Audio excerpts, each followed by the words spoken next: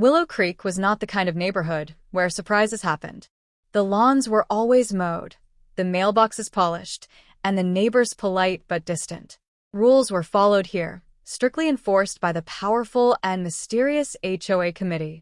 One cloudy autumn morning, a rusty old truck pulled into the last vacant house at the end of Maple Lane. No one had lived there since old Mrs. Greenfield mysteriously vanished 2 years ago. Now, a middle-aged woman with silver-streaked hair and piercing blue eyes stepped out of the truck. She wore a long gray coat and a black leather bag slung over her shoulder. Her name was Clara Wren, and she was the new owner of the Whispering House. The neighbors peeked from behind their curtains. "She looks strange," whispered Mrs. Peterson from next door.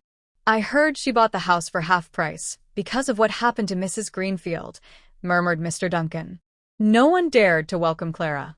That night, as darkness fell over Willow Creek, strange things began to happen.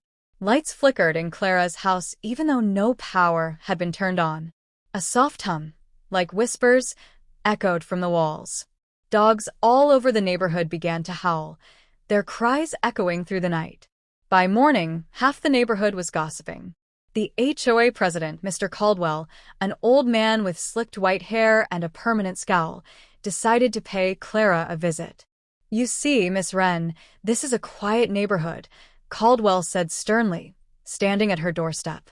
"We don't like disturbances." Clara smiled calmly. "Of course. I follow all rules." But Caldwell noticed something behind her. The living room wallpaper was peeling in strange patterns, like ancient symbols like eyes. As he left, the whispering sound tickled his ears. He glanced back. The front door shut on its own. The next HOA committee meeting was not its usual boring affair. Caldwell gathered his trusted members, Mrs. Langley, Mr. Blake, and young Melanie Rivers. They sat in the clubhouse, whispering nervously. "We can't let history repeat," Caldwell muttered. "Do you think she knows?" Melanie asked, glancing over her shoulder. "Knows what?" Mr. Blake grunted. "That house, the old Greenfield house, it's cursed. You all know that. Anyone who stays too long starts hearing them. The voices.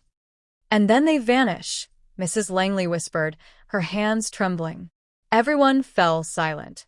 2 years ago, Mrs. Greenfield had started acting strangely, speaking to shadows, covering her windows with old newspapers, scratching symbols into her walls.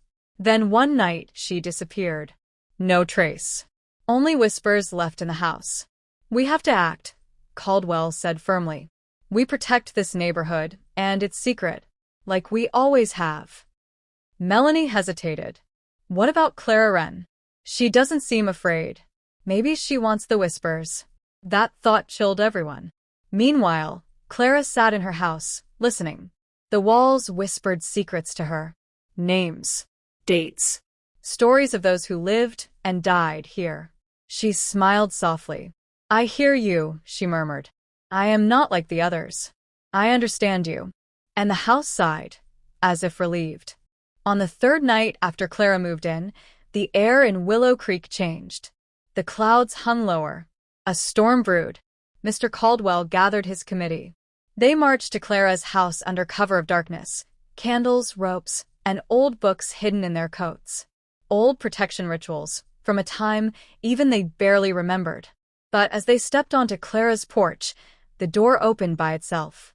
Clara stood there, smiling. "I knew you'd come," she said softly. "You've done this before to others. To Greenfield. To the Harises before her. Anyone who heard the whispers. You silenced them." Mrs. Langley gasped. "How does she know?" "The house told me," Clara said. "It remembers everything." The walls groaned around them. Caldwell gritted his teeth. "You can't stay here. This house, this place, it's dangerous. It changes people." "I'm not leaving," Clara whispered. "I came here because of the house. I've heard the whispers all my life. You tried to hide its power, but I will set it free." Suddenly the air filled with voices, thousands of whispers, swirling like a storm. Shadows slid along the walls. The committee stumbled backward, their old books falling from shaking hands. "You used the house," Clara said, stepping forward. You fed it fear, secrets, sacrifices. But you never respected it. I will make it whole again. The house shuddered. The ground cracked. Caldwell fell to his knees. Please stop. But Clara only smiled. The wallpaper peeled, revealing countless staring eyes. From every wall, watching. The neighbors awoke to the sound of thunder, but by morning, the HOA committee was gone. Vanished. Like Mrs. Greenfield.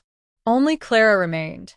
When the sun rose, she stood in the front yard, calmly watering her flowers as if nothing had happened. The neighborhood was quiet once more. But if you walked by her house and listened closely, you could still hear the whispers, calling your name.